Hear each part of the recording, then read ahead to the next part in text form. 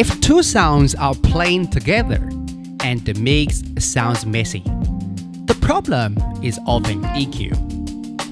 EQ controls frequencies. On a DJ mixer, you are usually thinking in three areas: lows, mids, and highs. Lows are the bass and kick drum. Mids are vocals and melodies and MIDI instruments. Highs are hi-hats, shakers, and brightness. The biggest beginner mistake is playing the bass from two songs at full volume at the same time. That often sounds muddy, heavy, and uncontrolled. Here is a simple beginner transition. Start track A, keep its EQ normal. Cue track B in your headphones, match the BPM and the timing.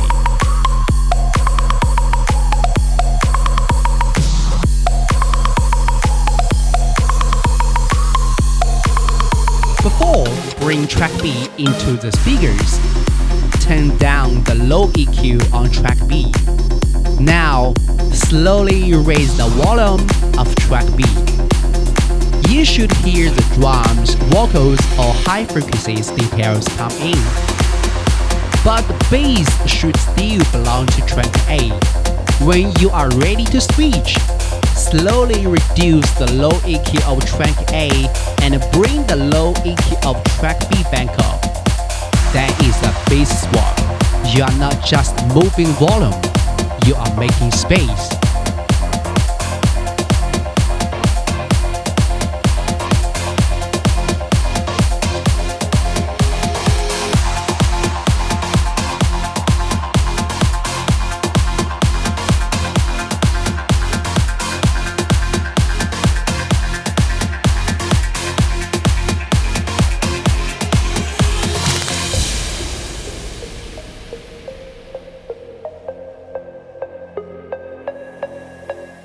Good DJ mixing is not about forcing two sounds together. It is about deciding which sound owns which part of the sound.